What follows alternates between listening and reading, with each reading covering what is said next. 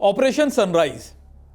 वैसे तो भारत ने कई बड़े ऑपरेशन पिछले 5 से 10 साल में किए, लेकिन एक ऑपरेशन जिसके बारे में ज्यादातर बातें नहीं हुई या जिसके बारे में ज्यादा जानकारी नहीं है, वो है ऑपरेशन सनराइज।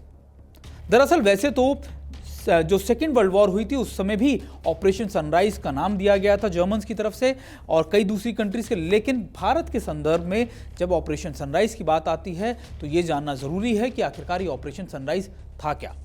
2019 में करीबन 3 हफ्ते से ज्यादा का एक ऑपरेशन चला और इस ऑपरेशन का जो मेन एरिया था वो था Indo Myanmar border. Surgical strike 1 का जो एम था वो था जो लगातार अरक्कन आर्मी या NSCN खापलान जो ग्रुप्स थे वो भारत के अंदर इन्फिल्ट्रेट करने की कोशिश कर रहे थे और लगातार हमारे आर्मी के सोल्जर्स को टारगेट कर रहे थे। सर्जिकल स्ट्राइक के बाद दोबारा से नॉर्थ ईस्ट में एक बड़ा ऑपरेशन चला जिसको नाम दिया गया ऑपरेशन सनराइज। 2019 में ये लगातार इनपुट मिल रहे थे कि कई अरक्कन आर्मीज के जो मिलिटेंट्स हैं वो भारत के ना सिर्फ एरिया के अंदर घुसपैठ कर बड़े आतंकी हमलों को अंजाम दे सकते हैं, बल्कि भारत के आर्थिक रूप के आर्थिक प्रोजेक्ट को भी नुकसान पहुंचा सकते हैं, जिसका एक नाम था कालाधान प्रोजेक्ट। इसके बाद इंडियन आर्मी और म्यांमार आर्मी ने जॉइंट ऑपरेशन किए जिसमें ना सिर्फ इंडियन आर्मी बल्कि असम राइफल्स को भी इंक्लूड किया गया। 3 हफ्ते तक ये ऑपरेशन चला और इसमें अरक्कन आर्मी के कई मिलिटेंट्स को ना सिर्फ मारा गया बल्कि उनके कैंप्स को भी डिस्ट्रॉय किया गया, वहां से पीछे धकेल दिया गया।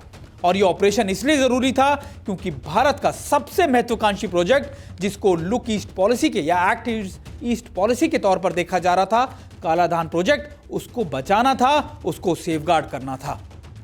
ऑपरेशन सनराइज इतना सक्सेसफुल हुआ कि इंडियन आर्मी ने और म्यांमार आर्मी ने पिछले कई सालों में कई ऑपरेशन सनराइज चलाए, जिसमें ऑपरेशन सनराइज 1, 2, 3 और अब 4 भी किया जा चुका है। और इसका मकसद साफ है कि अरक्कन आर्मी हो, NSCN खापलान हो या दूसरे मिलिटेंट ग्रुप्स हो जो लगातार नॉर्थ ईस्ट की स्टेट्स को बर्बाद या फिर उसमें घुसपैठ करने की कोशिश करते हैं, उनको बर्बाद किया जा सके।